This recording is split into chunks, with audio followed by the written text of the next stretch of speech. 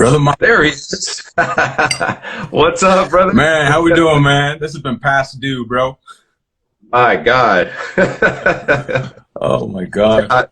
I know we tried to get a little collab on YouTube about a year ago, and it just kind of never came to fruition. Yeah, I think the universe was like, you know, when the timing's right, it'll happen, right? Perfect timing. But yeah, that's a trip. I started thinking, I was like, you know, how long has it been since I've known my soul brother, right? And it has been like a year ago. That is crazy. Yeah, I think we both started our YouTube journey around the same time, right? Yeah. Mine was October of 19. October of 19. Okay. Yeah, I think I hit up just shortly right after you, man. Like early 2020, something like that, when everything started to kind of get a little crazy, right? A little crazy. When the purging process of the Great Awakening started. Yeah, to be honest with you, around that time, I was like, I didn't know there was a lot of people that were talking about the space that we operate in. You know what I'm saying? And so I'm like, man, people are going to think I'm crazy. I don't care. I'll just get it out there. I'll start doing structured YouTube videos. But I'll tell you why I kind of stopped doing YouTube a little bit, but I plan on coming back, was because of the editing, man. I don't think a lot of people recognize like how much time goes into editing. It's like, I remember spending like maybe 10, 15 minutes putting out a video and then spending like hours editing. Yep. You know what I'm saying? Welcome to my world. I know, man. And so that's why I have mad respect for you, because I kind of I hung up the towel a little bit with YouTube and just went right to Instagram, you know. Yeah, it's funny how like a 10-minute video is 6 hours of editing or something. At least. And then you got to chop it up and get it on over to the different platforms, IG or wherever, Twitter. Yeah. It's a lot of work. It is a lot. And then when you become monetized, which is the goal for everyone, then you have to like follow like a certain parameter, you know, and you may have to make sure that you copyright this, copyright that. Whereas before it's like wild, wild west, just put it out there, you're good to go, you know. And so it's good. I absolutely love the platform. I'm super grateful that we connected on there. You know, I mean, you got the following there, man. I love that. I love what you're putting out, you know. So I got the what in there. What's that? I've got the what in there. Oh, dude, I just love what you're putting out there. You know, everything that you're structuring out for your fans, YouTube, everyone, man, I appreciate you. I can see, you know, the brilliance in which you operate from, and just sharing, man. And that's you, brother. I appreciate that, man. So when we hit up each other again to do a collab, I'm like, hell yes. Are you kidding me? Let's do this. Absolutely. So, you know what? I didn't realize. I was just looking at this. I was looking at your page. We have 380 mutual followers on our IGs. Are you for real? Yeah. Dude, you know what's funny about that is we shouldn't be surprised. Right. That's awesome, man. That's awesome. Yeah, apparently our messages align pretty well together. Oh, for sure, man. For sure. Everyone tells me, they're like, man, you're the Rock, just being more spiritual. You know what I'm saying? And so I always think of the Rock when I hear your posts. Like, you sound like the Rock.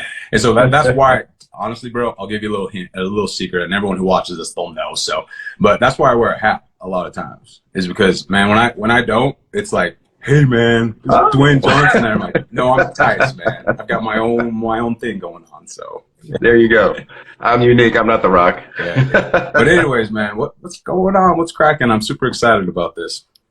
Yeah, absolutely. I think we could probably go ahead and get it started if you like. Yeah, let's do it. Alrighty. So for anyone that is tuning in that's not familiar with you, can you introduce yourself and tell us a little bit about what you're all about? Sure. No, I appreciate it. My name's Tyce.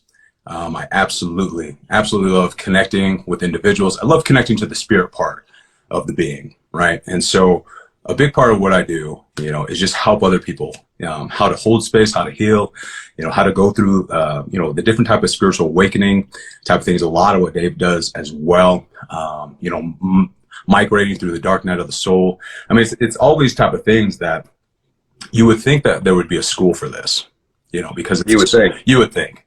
And, you know, the Matrix isn't set up that way. Yeah, that's a whole other topic. You know, you and I can dive deep another day, right? Yeah.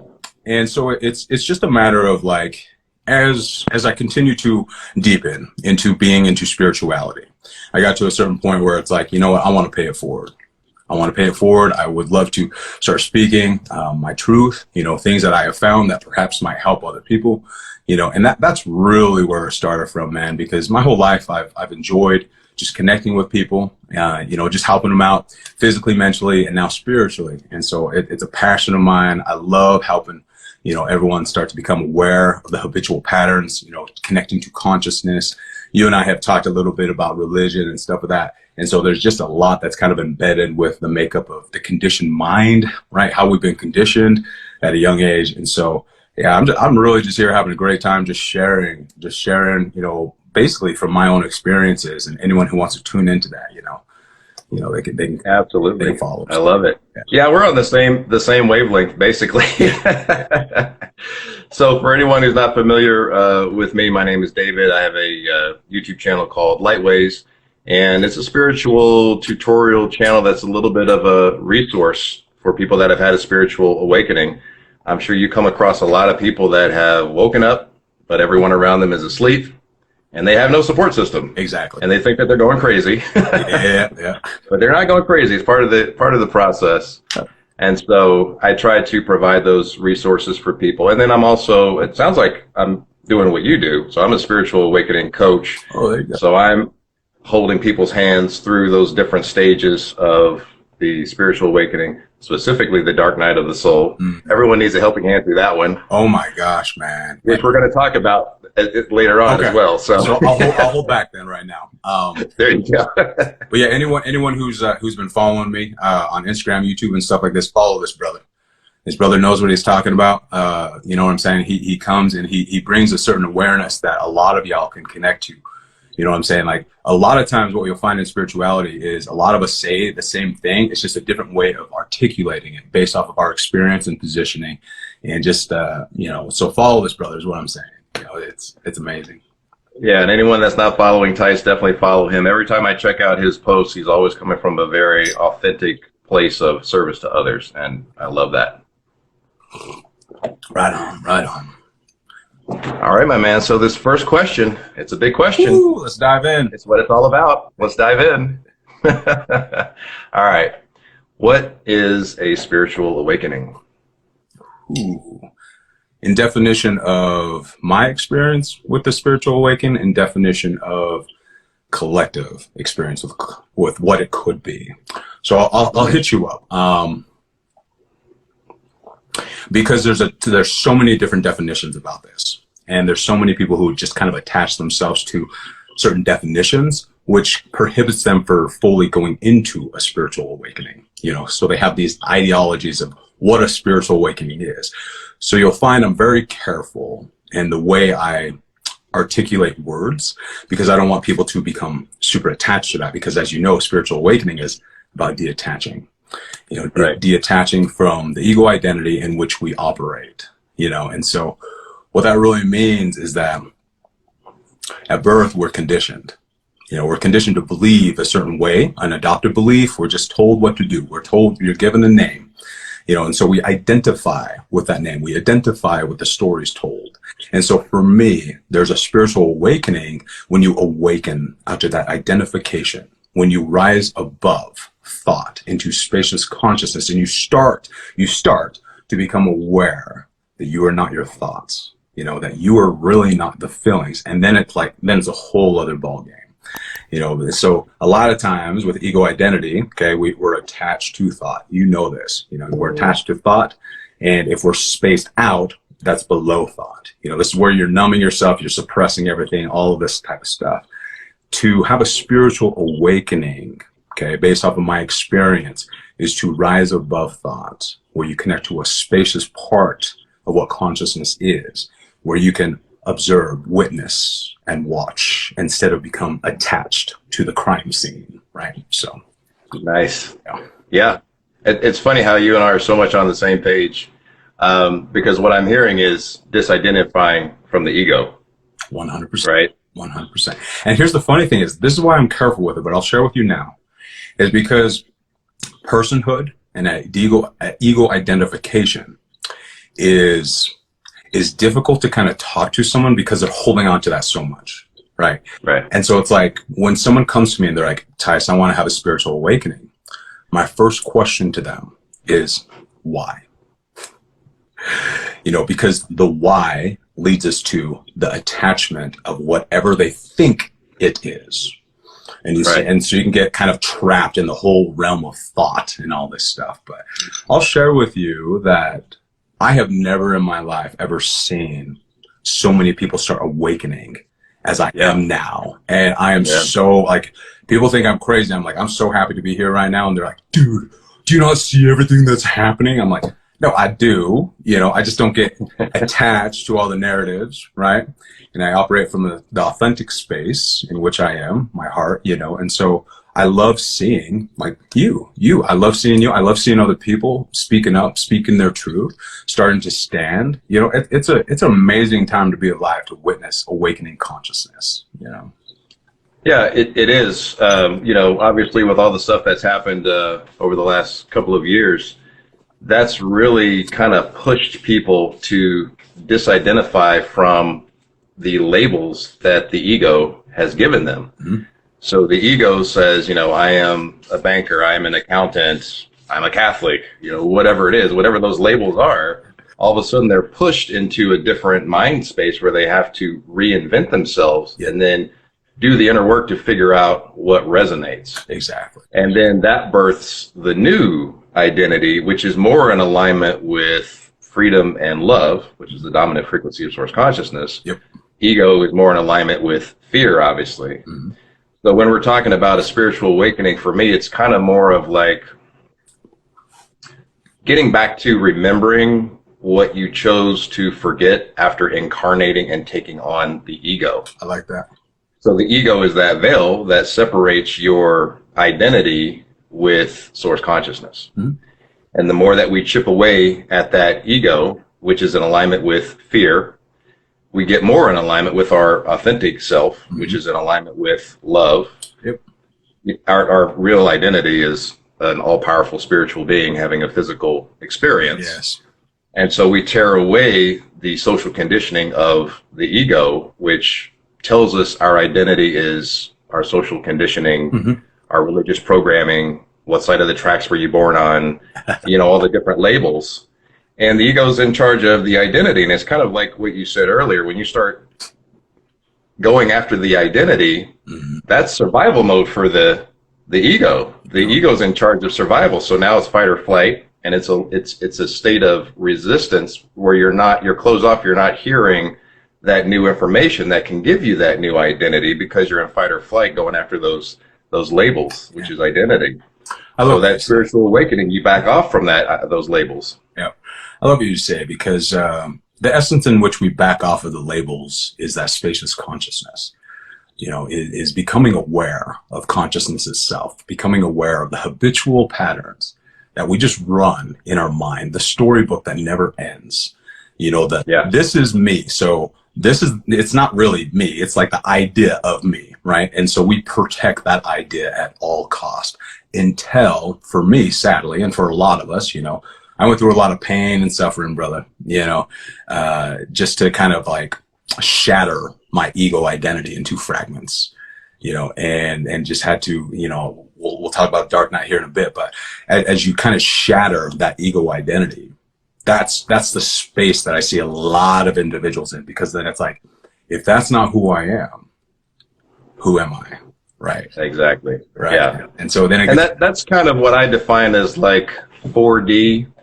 So 3D is believing you are your ego, seeing life through the lens of the ego. But I think 4D, in my opinion, is kind of this space that you're talking about, where you're able to kind of take that step back and be the observer of the ego. And once you know the ego's agenda of control and its favorite tool of fear, now you no longer react as the ego wants you to act. Now you can respond and actually question, you know, what's happening in your situation. And then you get to choose if you act in alignment with love or in alignment with fear. And whichever road you take is going to wire that programming into either the new identity that's trying to be birthed or keep you in the 3D in the matrix. I love it, man. No, I love that. My view of the 3D, you know, encompasses the 4D. 4D for me is like encompassing time into like length, width, height, all that stuff. And then you have time as the variable. You know, but I love where you're coming from, because you're spot on in the pointing there, at least in my interpretation. And so like, for me, it's like, you hear a lot of buzz about 5D, right? 60, 70, on up to 12D. And for me, for simplicity, it's like once you break the fabric of time, let's just say time in and of itself, forget about the D's, you know, it's like, for me, it's like you break out of the limitations of duality. And so in essence, if we're talking about any type of linear pattern, okay, then 4D, 5D, 6D on up to 12D doesn't even exist. It's just a multi-dimension of multi-dimensions. You know, so I kind of talk about that. I don't really kind of jump into the 5D. However, I love what everyone talks about with the 5D because they're helping out. They're helping the collective. They're helping them perceive outside of the limitations of what they think they are, you know, so. Right. Yeah, they're bringing awareness to the collective. Exactly. Because the collective in the 3D, so, I mean, I think we agree time is a man-made construct. Oh, for sure. Right? But when you start stepping into the 4D and the 5D, as you say, it's not a linear thing. All possibilities exist now. And that's actually how you create your reality. You put out the frequency Yes. with what you want to experience, and then that potential reality gets linked onto your timeline and you just experience. Exactly. You know, there's no manifesting and I got to create it and I got to attract it and bring it in from over here. No, just be it. And you just live it. Yeah, it's true. It's true. Because the trueness of being, spirituality, is the unmanifested realm. You know, being is the unmanifested part of who we are. And we take being, and like you said, we operate with the frequencies and energy to help take things from the unmanifested and bring it here to the physical plane. Whether that's money, well, whatever the case, relationships, things of that nature, you know, we can't operate in that realm unless we're aware of that. You know what I'm saying? Unless we're aware of that sovereignty that we have, you know, and so that's why I love how you break down everything on your YouTube videos, man. It's very digestible. It's very good, you know, and it's something that the collective can easily resonate to because you're just speaking the truth, man. I appreciate that, man. You know, I do. It's funny. I'll just be meditating and it'll just kind of come in. Yeah. Like a download. Yeah. And then I'll just sit down and just start typing and it just all comes out. And I'm like, let's make a video. So I feel like Source is just kind of giving me what I should be saying. Apparently it's resonating, which is good. Oh, yeah. Love it, man. Okay, my friend. So you kind of touched on this a little bit. Next question is, what's the first thing someone wanting to have a spiritual awakening should do? It's an interesting thing because that space of wanting, okay, is like a very needy type of thing, you know.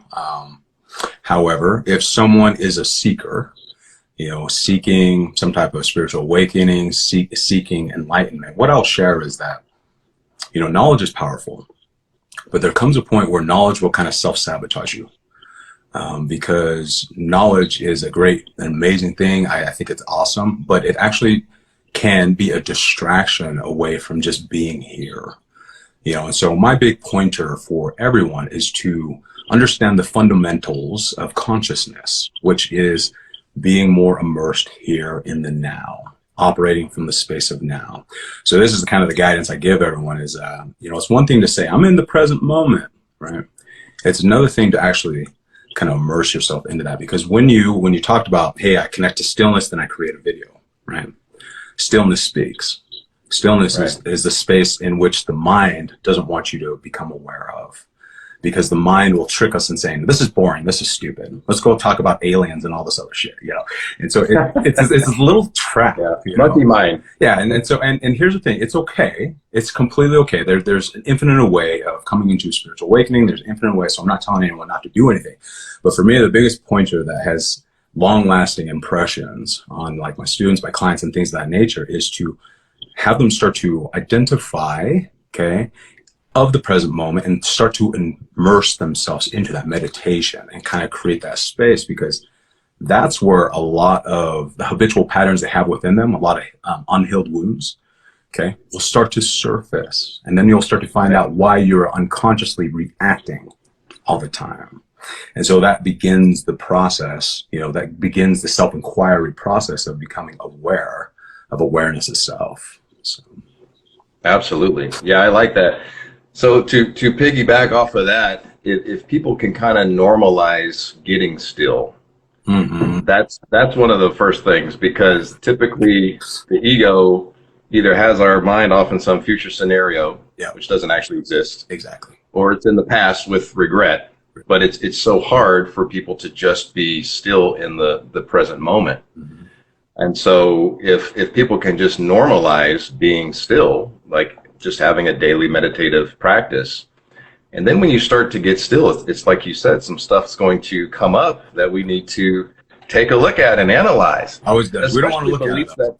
that, yeah. I always say people avoid shadow work like the plague. You know it, man. You know it. I mean, no one wants to do that because it's easier for us to pay for something to get it done opposed to going in and doing the inner work. You know what I'm saying?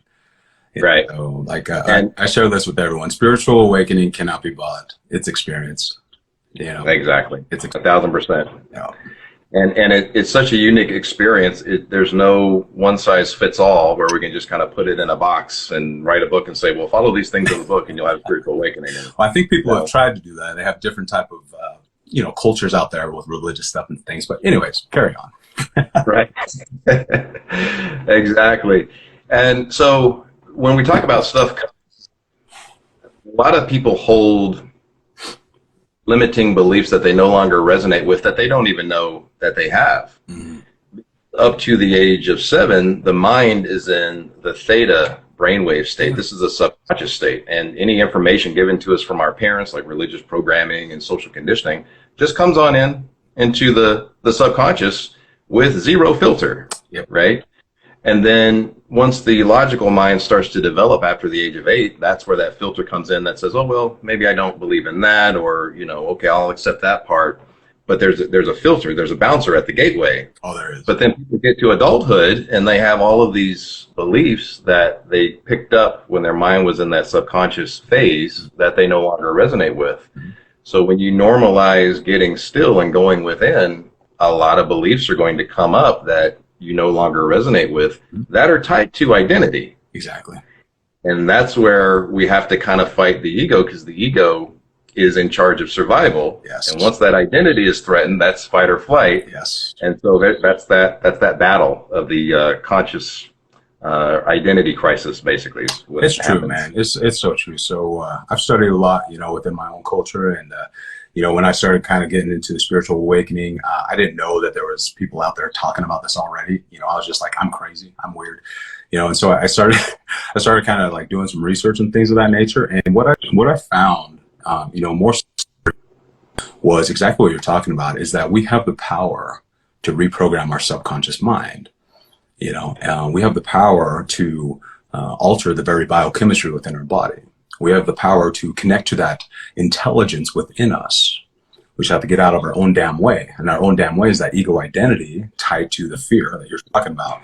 That messes with our nervous system, man. You start operating an ego identity, and if you're fearful like 24/7, which a lot of us are, man, it does havoc within your body, because your subconscious is like, oh, you're going through, like, you're running away from a tiger. It's not even real. It's not even real. It's real in the mind, but the body doesn't know the difference between the mind, and experience. So it just is operating in that space. And so, like, when we can come to a place and start to recognize that reptilian brain part of us, the amygdala, that's tied to fear, and start recognizing the emotional attachments we have with storybooks, and that's where we can start to position awareness to help heal those unhealed wounds that we've just been carrying with us forever. So I love what you said there, man. Absolutely. Yeah, that fight or flight is no joke. It releases all that cortisol, which is okay for 5 or 10 minutes if it's needed to get you out of a dangerous situation. But when you live in it constantly, it wreaks havoc on the body, like you're saying. Exactly. Oh, exactly. Am I coming through? Your picture is kind of freezing there. Can you hear me? Is it pixelated? I can see you. Can you hear me? I can hear you. Oh, okay. Can you hear me? Your picture is freezing for some reason. I can hear you though, audio. Weird. Hello. Can anyone else see me? Am I coming through? Yeah, you're coming through. Okay. Alrighty.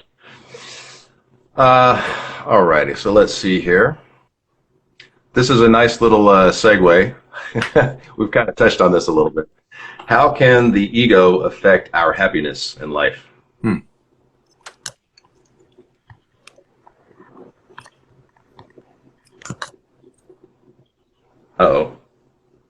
I'm breaking the matrix. You know it, New Earth.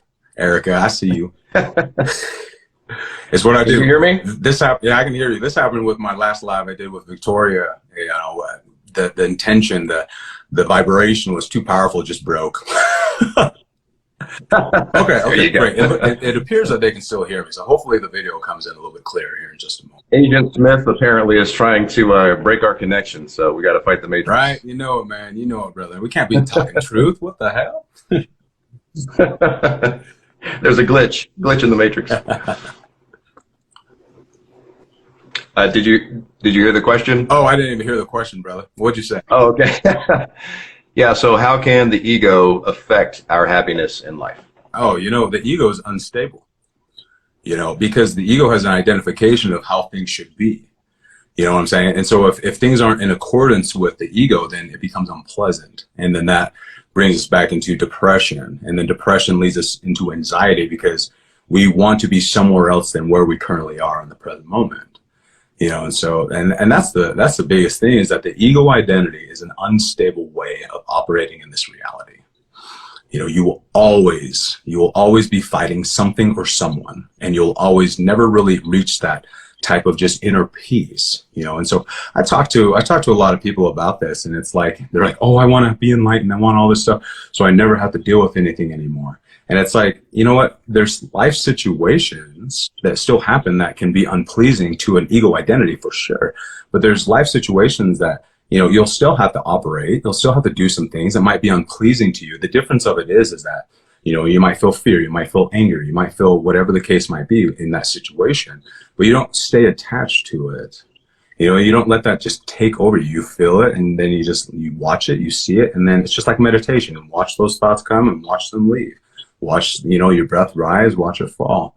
And that's really what it is. It's connecting to that spacious consciousness and being that witness and the observer of that, no matter what. And that place, that space of consciousness, okay, is real peace. It's a stable part. It's the witnessing where you're non-judgmental. You're not attaching yourself to anything.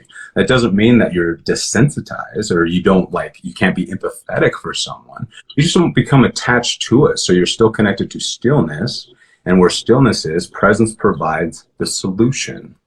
You know, if we're still encompassed with ego identity, we're trying to force something. We're trying to control something.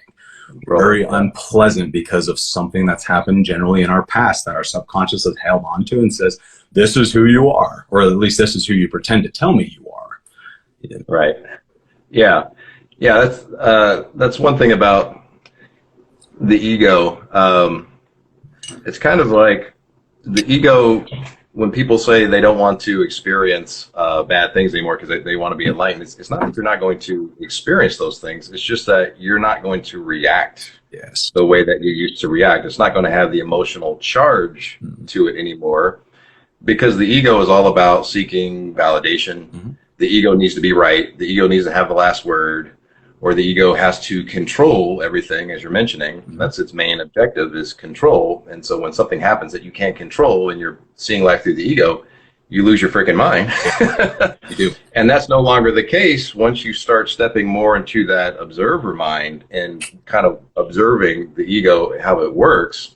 And then the more spiritually disconnected you become from the ego, I kind of visualize it like becoming that immovable mountain where the storm is swirling around the mountain, but it tires itself out because it can't move the mountain. Yeah, man, I love that. I love that because it's an easy thing, you know, to become attached to certain ideologies, become attached to everything. I mean, as you know, our environment plays a big part of that. You know, who we hang out with plays a big part of that. What we watch on social media, the news. If you watch the news, my news is nature, but if you do, you know, you can easily become attached to all these things, you know, and it's just exposing the ego. You know, I can't remember who I heard this from, but I absolutely love the analogy, which is, if you look at every single thought like it's a being, like it's an entity, you know, how much of that thought do you feel? How much do you give it your conscious attention? You know, and so a lot of times our thoughts, you know, stacked on top of each other become beliefs, even though the thought's a lie. You know what I'm saying? They start stacking into this belief, and then that belief starts to become this massive, just kind of energy, egoic energy of of all this kind of craziness that you just fabricated within the mind itself. It's not even. Yeah, you just made it all up, basically. Just made it all up. Exactly. That's what I'm saying. So it's like we have this certain worldview, viewing it through the ego lens, right? But we're so like asleep in reality itself, which is here. You know what I'm saying? Right. So we operate from this unconscious awareness. You know, our attention is so absorbed with this unconscious part of all these lies, all these thoughts, all this possessive type of energy that we can't even like really connect and be grounded here and now, you know, to witness the someone who's intruding, you know, to witness these type of thoughts that intruded our awareness. And so what's interesting is that when we become aware of this intruder, right, it's funny because it's almost like, it's like, no, don't see me, don't see. And then all of a sudden you just, it's kind of like when you do breath work, you just breathe out all that bullshit, you know, you connect right here. And then it's like, damn, how long was I playing that storybook for? You know, yeah, a long time. So. Yeah, and that repetitiveness is what turns it into the belief that creates the reality. Yes. You know, yes. And this is what you're talking about is emotional intelligence. So the more that you become aware of your energetic field, what thoughts are sharing, what vibrations are sharing your conscious awareness, you're going to know pretty quickly when you're very self-aware what's out of alignment with your dominant frequency. Yeah. And then that's when you can get out of my space. Not today, Satan. Yeah, get out of here. Oh, good stuff. All right, so this is a good one. Do you have a morning routine? And if so, what is it? Yeah, man. So when I wake up, right when I wake up, you know, you talked about theta brainwaves, so you know about the brainwaves and stuff like that. So I love this. I meditate, man. You know, a lot of times if someone saw me, they'd be like, he's sleeping. but I'm just meditating. I'm just connecting back to here and now, you know, just kind of creating space. Lately, I've been doing a lot of, you know, collective healing. I just feel so connected, man. So connected, so grateful, you know, and I come from a place of just who I am, the truth of who I am, you know, and I want to just continue to feel that way so I can share with the collective, you know, what's happening from that space and things like that. So I'll meditate. Sometimes I'll meditate for 5 minutes, then I have to go to the bathroom, you know. Sometimes I'll meditate for just hours on end, you know what I'm saying? But when I get out of meditation, I love to kind of go outside, drink my coffee, drink my tea, you know, kind of collect my thoughts. I work with a lot of clients, I have some students and things of that nature. So I just kind of prepare myself, you know, to hold space a lot of time for people who I'm going to be working with either that day or the next day or things like that. And then just kind of like allowing, you know, the moments to unfold as they come. You know, it's not really a structured thing, but it's something that I have found that has just brought me tremendous peace. You know, starting my day off, you know, doing some type of meditation, opposed to starting my day off, grabbing my phone, seeing what's on the news, seeing what's on Instagram, seeing what's all this. Because as you know, it's a powerful thing. Whatever you pay attention to right when you wake up, you know, that's going to be your dominant vibration throughout the rest of the day. Yeah, that's super powerful. I probably don't even see my phone until almost like 11 a.m. There you go. Like I've got important focused stuff to do. I cannot contaminate my conscious awareness. What I like to do is when I'm still in bed and my eyes are still closed, but I'm awake now, I'll just put a smile on my face. And that sends a little message to the brain, hey, everything is okay. You know, you might get a little dopamine hit. It just says everything is good.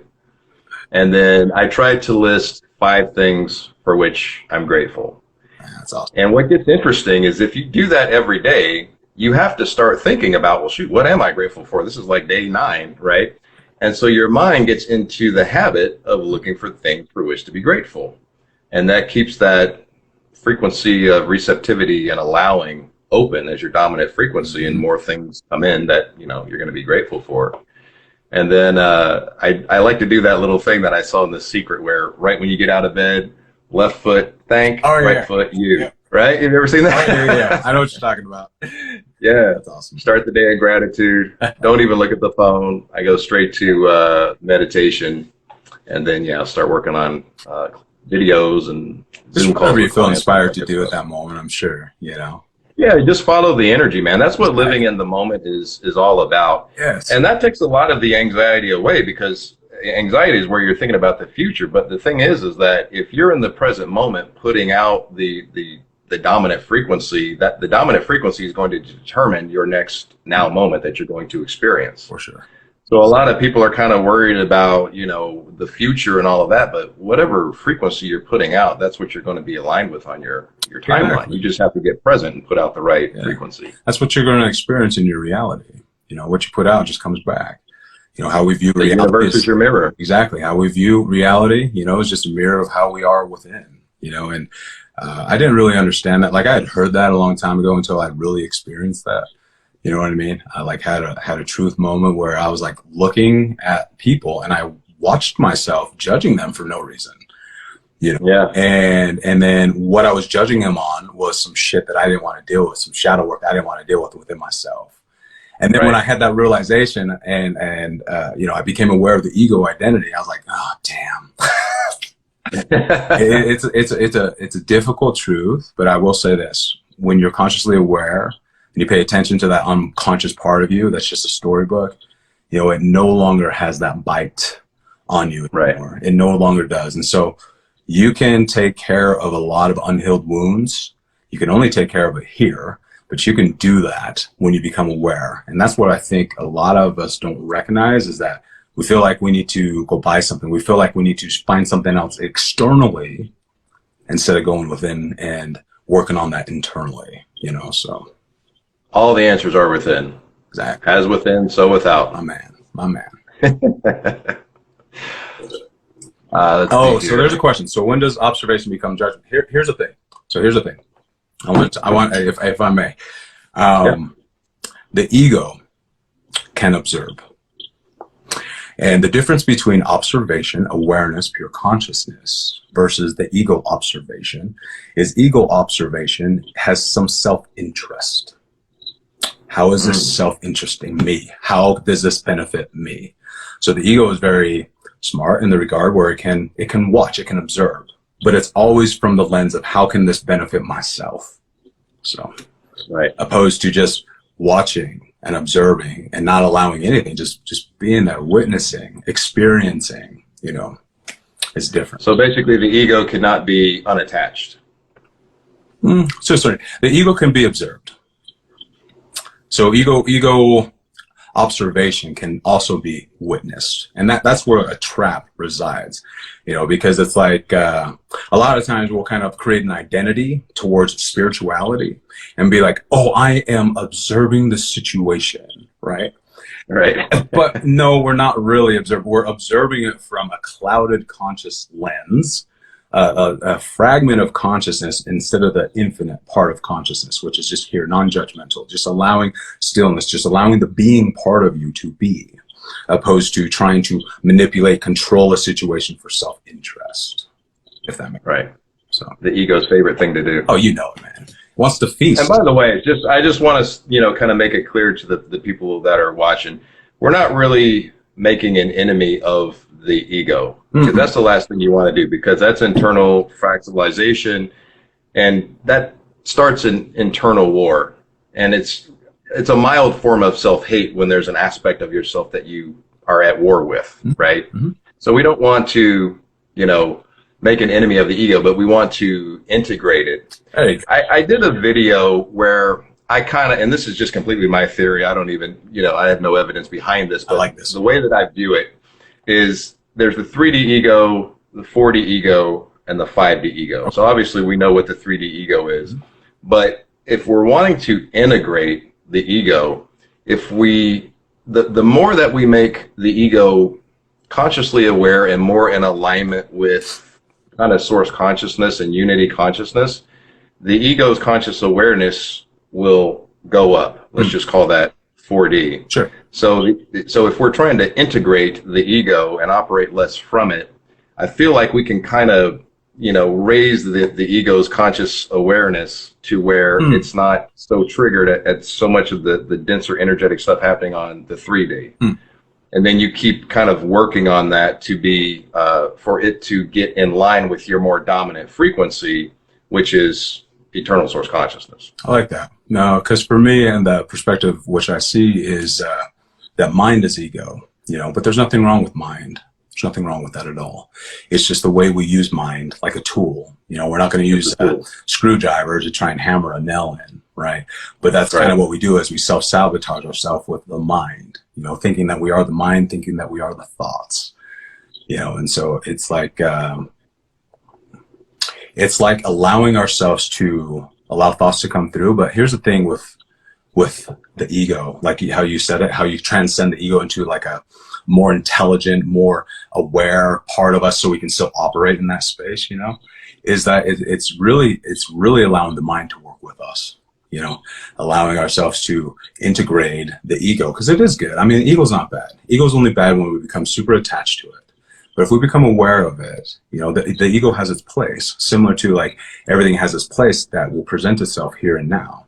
We can't ever predict that. We never know, because, it's all spontaneity, but the level of intelligence in which the ego can operate from, can be from the higher dimensions of consciousness, where we understand what's happening. We upgrade our thinking, so we're drawn force based off our vibration and the energy we're putting out there in the field. We draw forth all those type of thoughts, feelings, emotions that are in alignment with that type of frequency. There's alignment with that type of truth. And by doing so, this type of mind and or ego starts working with us instead of against. Yes. So I like that. Absolutely. Yeah. And there's nothing frivolous in nature. We have an ego for a reason. So, we just kind of have to upgrade it a little bit. Right. Okay, so what are some signs of a spiritual awakening? Oh man, starting to wonder if you're crazy. That's one of them. Start recognizing that there's more to life than what you had thought. Not being able to sleep at night, waking up at weird times at night. 3 a.m. is a popular time to wake up. Dude, there was a period of time, if I went to bed at 2 a.m., I'd wake up at 3 a.m. Right. Like, no, man, I want to work out tomorrow. I can't do this, and it's just, there's a lot of things that are happening there. There's a lot of activation that's happening within you, because you're starting to utilize that intelligence within you, and you're starting to become aware of that. And so by doing so, the whole body like does a shift. It's like you hear shift in consciousness. I even talk about that. You hear like different shifts within the body, shifts within the mind. And so you'll have like a fragment of all of a sudden you see reality for what you thought it was, your worldview. That's really what it is. And then you start having glimpses into reality itself. So without all the attachment, without someone telling you what you should believe, without all this other stuff, you start having glimpses of like, that just doesn't seem quite right. Right. Yeah, it's kind of like you're peeking behind the curtain of the Maya. Yeah. You're like, oh, perfect. I never seen that before. Like one of the biggest signs that I notice with people is they'll fall into this level of kind of disassociation. So they no longer resonate with their current job, a lot of their current relationships, romantic friends, even family, obviously religious programming, and they just like feel like there's a greater purpose than just doing a 9-to-5, paying bills, and then dying. We're greater than that, right? Nailed it, bro. And that kind of finally hits home for people, and then they start going within, and then all of those old beliefs and old identities start to rear their ugly heads. That's where that identity crisis starts to come in, and of course that sparks our old buddy, the dark night of the soul. Heavy. I guess we can go ahead and get into that right now. All if you want to. Let's do it. The dark night of the soul. You first. Oh man, the dark night of the soul has evolved in my type of knowing of what it is, at least from my experience. Because looking back at, my timeline and everything of that nature, I went through various different dark night of the souls. Whereas when I started looking at like other people's interpretation of the dark night of the soul, it was like a one and done thing, and it can happen, obviously. For me, it was like my ego was so strong, brother. You know, and my being was like, wake up, Tyce. My ego was like, no, you know, that I had to go through almost like a whole bunch of dark night of the soul. But the dark night of the soul is when you start to become real with yourself. You know, when you start to, you recognize, so you start having spiritual awakening signs, but then you start recognizing that there's more to these signs, right? You start connecting to something within you that says, something's not right here. You know, and so when you start speaking your truth, for me, when I had like some type of spiritual awakening, man, I wanted to go tell everyone and their dog, even if they didn't want to hear it. That was a bad idea. Never do that. Because I was projecting onto my friends, my family, anyone who would listen. And I was just, blah, and they're just looking at me like, bro, go put your tin hat on, man. Like, and I'm sitting there looking at them like, man, I'm being serious about this. Why aren't you taking me serious? And it was through just kind of experience where I recognized that people aren't ready for certain things. You know, they're on their own journey, and we can't project upon someone, you know, something that we've started to recognize and unpackage and became, you know, realized within us, right? And so what that ultimately meant for me was no more friends, man. The circle of friends, like everyone just thought I was crazy. Family thought I was crazy. Everyone thought I was crazy. And yet I still was holding truth down. You know, I still could not let it go. I tried to let it go. I tried to let spirituality go, you know, but I couldn't. You know, it's one of these things that just comes, that's vicious, that sucks, that you'll cry, sweat, you know, you'll do everything. It looks ugly. The dark night of the soul is ugly. But it is the most beautiful thing when you come out of it. You know what I mean? Because yeah, you couldn't let spirituality go because it's actually what you are. Exactly. My man. My man. People try to get away from it, but you can't get away from it. You can't get away from it. And here's the thing: once you have experience, there's no like, hey, just don't have that experience anymore. You know, it's just, it stays with you. You know, you can't unsee it. You can't unsee it. There's you can't unsee. You can't unring the bell. Yeah, this is really where that and I did the same thing where, you know, when I woke up, I wanted to tell everybody, but that's the ego, right? Because now you wake up and now you develop a spiritual ego. There it is. That's what it was. Right?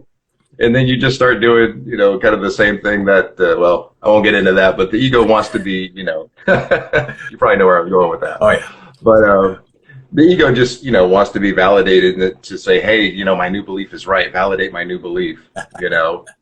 And the more that we go down that path, the real identity begins to come online. So it's where we strip away all of the old identity, which is the identity that the 3D ego basically told us who we are, which is not who we actually are. Yeah.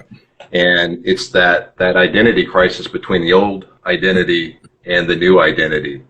And it's a hell of a battle, man. I mean, That's crazy. That old identity goes into survival mode, fight or flight, and it will hang on into your current timeline, tooth and nail.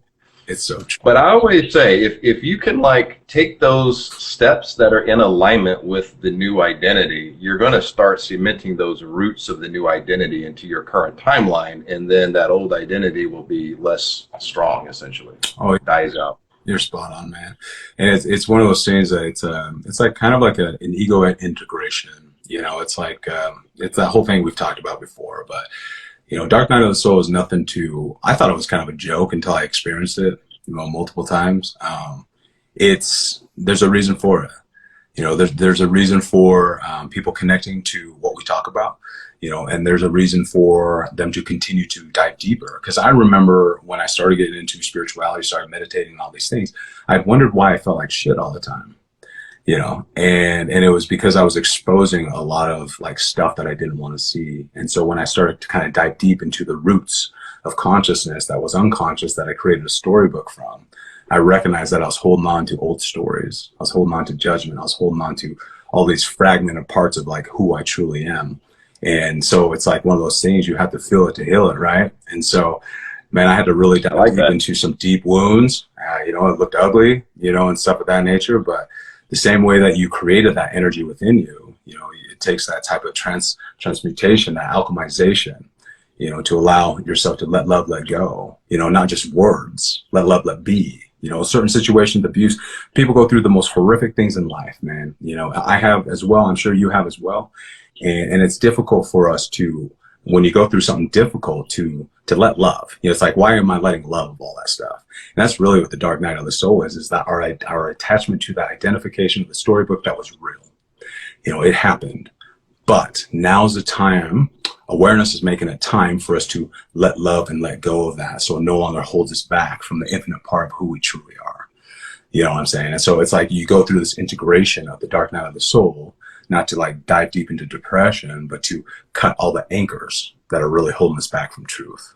So yeah, absolutely.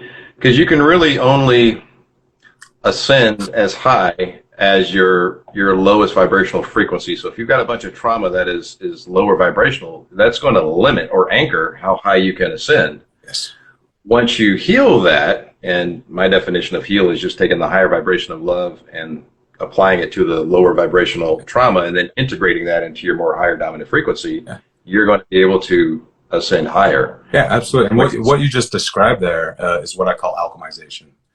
You know, it's where, what is it? Einstein says you can never destroy energy. You can only just kind of transmute it, transfer it. So as energetic beings, you know, part of the multidimensional part of us, it's like through our energetic body, we hold on to that type of frequency and that energetic vibration, you know. And so what you said, absolutely, what we do is become aware of that. And so one way to get rid of this is like, okay, once that's gone, what are you filling that space up with? Love. The highest vibration, love. And when you do that, boom, you start coming back into alignment of your truth. You know, you continue to do that, rinse and repeat, alchemization. It gets easier. I promise you that. Anyone who's listening, I promise you, you know, it does get easier. But those first deep wounds, whew, you know, it's intense. It's intense. Yeah, it's like you say, it does get easier. So if you can just kind of normalize sitting with that tough emotion or that trauma, and you're demonstrating to yourself that, hey, this trauma, it's not beating me. I mean, it's painful, but I'm still alive. Here I am. Yes. You know, and you do that more and more, you're demonstrating to yourself how resilient you actually are. Mm-hmm. And what that does is allows you to step more into alignment with freedom, because now you're no longer scared to kind of, you know, express your authentic truth. Yeah, and then you become more consciously aware, because whereas before that storybook was like part of your identification, part of everything that's running 24/7, 365 days in your awareness. You know, and so finally when that's gone, it's like you become more present, because you weren't able to be more present because you were still stuck in a storybook holding you back. Right. So. Yep. Awesome. I love it. Okay, so this question is actually a really good segue. How do you get through the dark night of the soul? Oh man, I don't know who coined this saying, but it's so true. That in which we resist persists. Oh yeah, I think that was Ralph Waldo Emerson. Yeah, there you go. And he's enlightened being, beautiful pointer, beautiful quote, very simple. Spirituality is extremely simple. It's the mind that makes it extremely complex, right? That's exactly. But it's really that, you know, it's everything that we've been running away from that doesn't allow us to be present. It's the reason why we suppress. It's the reason why, you know, especially with man, we dive deep into a whole bunch of things that's just not healthy for us. Pornography, drinking, you know, doing all these type of masculine shadow type of stuff, you know, because we don't want to deal with, and we don't want to feel, okay, all those type of storybooks anymore. And the biggest thing, man, is to just, like you said, to be able to become aware of that and everything that you are looking for, that peace, liberation, that type of, you know, where you understand that time is just an illusion. All of these type of things can really be if you allow yourself to sit with that energy, you know, and get that energy to move, you know, really sit with that. Because the longer you just like, you know, resist that, you know, you're going to start experiencing stuff within your reality that's going to be a trigger. It's going to be like, hey, boom, you see something that triggers you. Because it's just going to be ever abasing. And a lot of times we become addicted to just that pain. And so we're once again stuck in that ego identity, that hamster wheel, you know. And so it's important for us to recognize this, obviously, when you are ready to just hold space here and now and to be able to just sit in that emotion, man, and just start really working that. And it's not easy. I'm not saying it is, but it gets easier. It's, I always say, like, easier said, it's not easier said than done, but easily done when consciously aware. You know, when you just watch. I like that. Right? So. Can I steal that one? Absolutely, brother. Absolutely. I like that one. Nice. Yeah, man, it's an interesting journey. I think what people just want to kind of keep in mind with the dark night of the soul, which obviously is tied to shadow work, of course. Those traumas have been in the shadow since childhood. Oh, for sure. So 1 or 2 sessions of shadow work is not going to heal that trauma. No. So you have to make a habit of doing shadow work daily. 100. And like you say, it does get easier.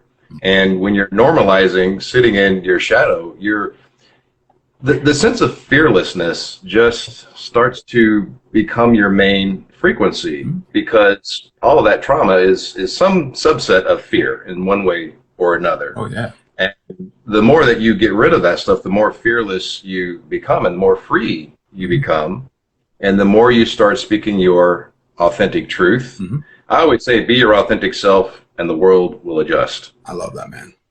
And so this is where we get rid of people pleasing, seeking validation, looking for outside, love. You start identifying as the physical embodiment of love itself. And then you start sharing the same space with love. Like it's all within. You are a microcosm in the macrocosm. It's so true. So everything is right here. All the power is here. Yeah, I love that. I love that. Yes, sir. All right. What is 5D consciousness? Oh, man. I heard a story once, where they were talking about 2 birds. Okay. So if you have one bird, that's kind of living out reality, kind of doing its thing, very encompassed within reality, very attached to ego identity, very attached to the physical plane. That can be perceived as 3-4D consciousness, right? And then you have the second bird that just watches. Interesting. Watches and observes, witnesses everything that's taking place, non-judgmental, just experience itself, observation in its full totality. And it's just watching, the witness, the observer. I mean, there's so many spiritual teachers that talk about the witnessing consciousness, the witnessing part of us, the observer part of us. And so for me, 5D consciousness, is sitting at the realm of the second bird, is being able to rise above thought, rise above the chaotic type of reality that's taking place, not allowing everything that's happening in the world to affect your inner world. You know what I'm saying? To be, what is the saying? To be in the world is not of the world, or whatever it is, right? It's that type of awareness. And people are like, that's not practical. You can't operate from that space. It's like, no, that's who we are. That's pure consciousness. Because even that analogy is that, can the second bird be observed? Because it's just a faculty of consciousness as well. So there's the realm of 5D, right? And that's really, as simple as I can put it, that's really what it means, at least for me, is being able to observe and to witness without judgment. Easier said than done, but again, easily done when consciously aware. So. Nice. So to sum that up, that would be attached to nothing, connected to everything. There you go. That's 5D. Okay, nice. Yeah, I look at 5D consciousness as unity consciousness. Yeah, there you go. Connected to everything. So, yeah, so you're like, you're coming from a space of seeing yourself in everyone else, in your fellow human, and your environment as well. Like everything else is a fractal of you. So the 3D is, this is me, that's you, this is mine, don't touch mine, or get off my grass. Exactly. Yeah. But 5D consciousness for me is more of that unity consciousness, operating from just being the physical embodiment of love itself, intelligence itself, abundance itself, health itself. You're not trying to get it from something else. You are it, basically. Mm-hmm. And there you go. Because it's that part of observation is love. Okay. It's the highest frequency. It's, love. People really don't understand what love is, because we understand what conditional love is. It's like, I love you until you do something I don't like, then I don't love you anymore. Right. That's not love. As a or if you believe something that I don't believe, I don't love you. And it's kind of silly, because love in itself is non-judgmental. And you'll find that love is the highest vibration, obviously, that we can experience. Is who we are. It's our true authentic self. It's that observational point of view, so that's why I kind of like the birds analogy, because it's like, there is no judgment. So you're connected to love. You're connected to the highest vibration. And so you operate from that space, opposed to, this is mine, super attached to whatever the case might be, Right. Yeah. Agreed. Like it. Well, that was the last question. We are at an hour. Do you want to take a question or two from the audience? Yeah. Anyone have any questions for Dave and I? Man, I'm just super happy we were able to share space, brother. Finally, right? I know. It's so awesome, man. Let's see. Oh, that's beautiful. Inspire yourself. That's beautiful. Nice. Yeah, let's see. I think someone asked, how do you know if you're doing shadow work correctly? How do we do shadow work? I've got a couple of techniques. Yeah, let's hear. I'm kind of curious. Well, one of the things I like to do is timeline reconstruction. So the memories of that trauma, they're just memories. The past doesn't exist. It's only the future that exists. So those memories are just, memories that we're keeping, and different emotions can be attached to those memories. So one of the things that I like to help people do is we'll kind of go back and we'll relive that traumatic event, but I'll have them step into the shoes of maybe the parent that wasn't loving or whatever happened, and then they act in a loving way as that parent should have acted. And then so we'll assign some different emotions like love and forgiveness, and we'll just reconstruct the whole thing. Love that. And then, yeah, we'll kind of do that on a daily basis, so that the emotions attached to that old memory is no longer affecting the current timeline, because now the emotions are emotions of love and forgiveness and peace, safety. So a lot of inner child work has to do with safety. So we'll do that, and root chakra work. That's the energetic house of the inner child. So that helped a lot. No, I love that. No, that's spot on, because shadow work for me is like the same type of principle. It's just being able to be really authentic with yourself, and recognizing that, we do have pain, we do have suffering, we do have prejudices, we do have certain things. And then it's really asking the question, like, why do I have this? Instead of looking externally, like going within yourself and really just kind of asking yourself, because we have the power within us. So it's like, why not ask? Asking is so powerful, so it's like, I always ask, like, what is it within me that is making me feel this way? Show unto me why I feel this way. And if you're still, okay, if you're not coming from that ego observation, if you're just here, the answer always reveals itself. And for me, it was like, it would reveal a certain story that I didn't even recognize that I was replaying all the time. And then I'm like, why am I thinking about this? And then I'd remember, because you'd fall unconscious, and then I'd become consciously aware of, oh my gosh, I asked the question. So then it's like, instead of being encapsulated with the crime scene, you're just kind of watching the crime scene from a different perspective, like how you had mentioned, from a father's perspective, and allowing yourself to really sit with that, and to, once again, bring in that highest vibration, to be able to let love and let be, so yeah, so I love it. You really hit on something powerful there, because it's really in the question. So a lot of people, if they're kind of in that 3D ego, their questions are going to be, why me?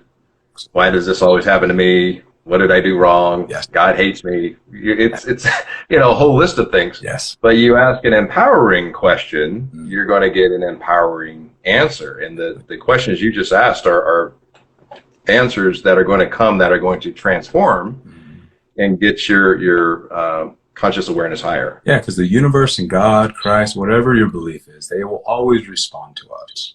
Always. It's just whether or not we're aware enough to listen, instead of reactive. Absolutely. Very reactive. So I always ask. I get very clear with the universe when I ask a question.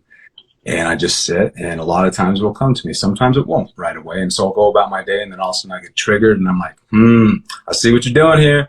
I see what There's you're the doing. answer.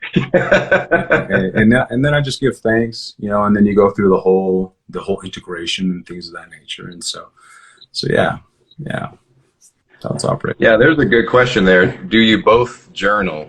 Hmm. And that's huge for me. Like I have two journals. One is the meditation journal, and then the other is the dream journal.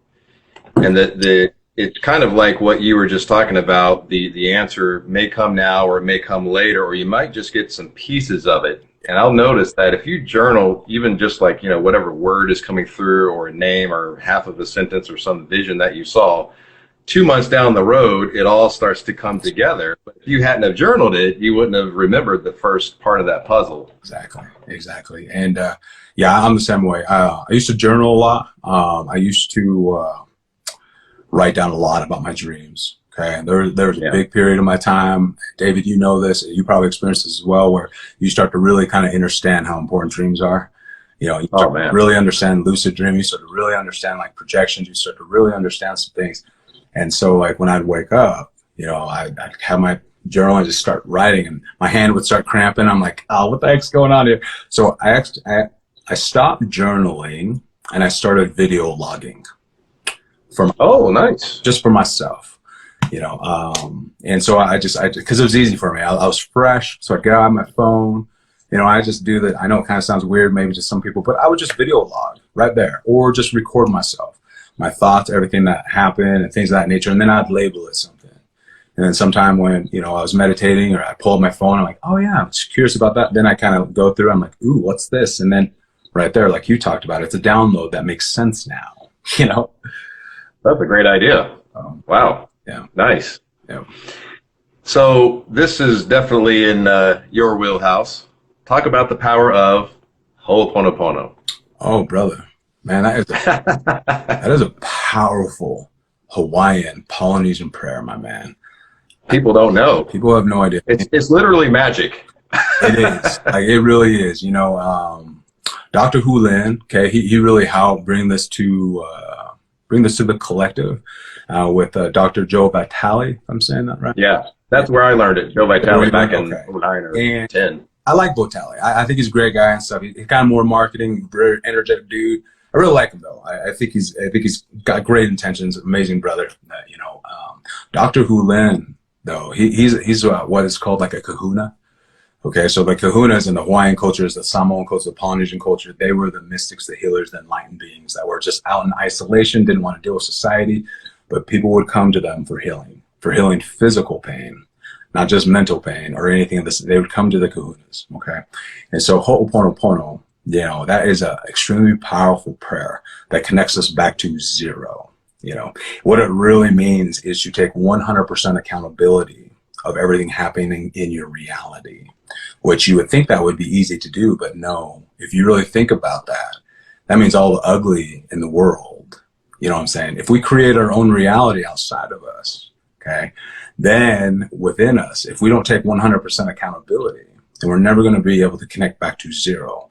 Connecting back to zero is the present moment, okay? And Yeah. so the four powerful lines, as I love you, I'm sorry, please forgive me, thank you.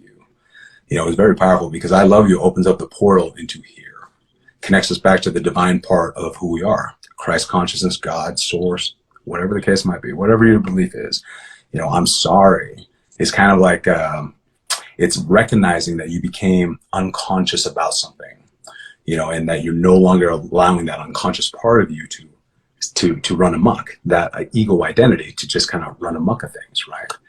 Please forgive me. A sign of just true humbleness that, hey, I recognize I created this, and so it's forgive me. And then thank you. The blessing is done, and so there are so many like hidden documentations that have been burned away.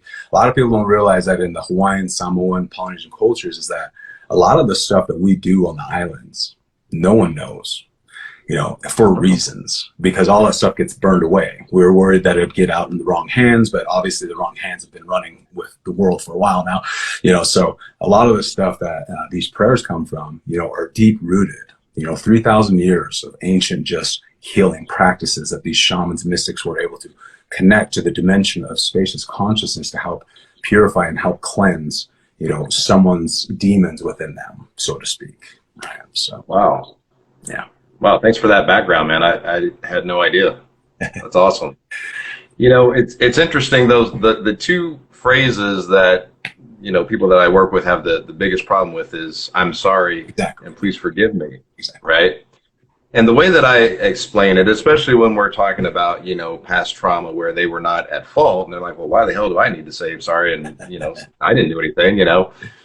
And what I always like to say is, I'm sorry and please forgive me is that energy of release. Oh, for sure. You're not holding anything. So when you say, please forgive me, sorry, you're not holding that resentment. Yeah, man. You're letting it go, whether it was your fault or not. When you're saying, I'm sorry, please forgive me, it's that feeling of release, and you're not holding anything, which kind of cleans that energetic link between you and, either that person or that trauma. And it even works on inanimate objects, man. It really does. Right? You can put it on anything, man, and it'll like make your technology work. It's crazy. It's so true, and the power of water, and things of that nature. A lot of times before I drink something, I just ho'oponopono the water, and just everything. Yeah. Like you said, like just everything. Like I see someone, I'm running the prayer. I see something happen, I'm running the affirmation. Prayers kind of has a certain weight to us, so I'll say affirmation. But I like what you said there in terms of like letting go of stuff that's just holding you back, because that I too have had a lot of conversations with people that are like, Tyce, I love the Ho'oponopono prayer. I can't say I'm sorry. Right. Because all this which is ego. Exactly. See, there you go. And that's why I love the prayer, because the very first line is what? It is opening up that heart space, and it's allowing us to become aware of the ego attachments. And so you go through a shadow work as you hit the second line. I love you. I'm not sorry yet. Hell no. I'm not sorry yet. I'm going to hold on to this, and so it's a very good practice to really sit and to be honest with yourself with. So, yeah. It tells you where you need to do the work, 100%, basically. 100%. Yeah, that's one thing I always say about spirituality. Spirituality really is about being 100% accountable. Mm-hmm. And that's really the difference between spirituality and, kind of other, doctrines, because if you're externalizing everything, whether something good happens or something bad happens, and you're not going within to adjust that frequency, nothing ever changes. Nothing changes. Those repeating cycles are going to continue because, it's not your fault. It's the enemy, whatever it is, right? So when it's spirituality, all accountability becomes to you, which is great, because all the power is in the accountability, because only you have the power to change what frequency you're putting out. Preach it, brother. 100%. Yeah. Yes, sir. Yeah, it's so true. It's taking 100% accountability of everything we see, which is very difficult, but it's the sovereign part of us. If we are true to ourselves and say we create our own reality, well, that means you need to take 100% accountability for all that, and not just the good stuff, right? Because if it's the bad stuff and we don't want to take accountability, then we fall in the trap of ego again. So right, yeah, that ego. We got to integrate that sucker, right? All right, brother. Well, it looks like it's an hour 15. So, cool. Do you have anything else before we wrap it up? And I just want to say I appreciate sharing space with you, man. I'm all about spontaneity, just being here and just feeling the vibe. And everyone who joined, thank you.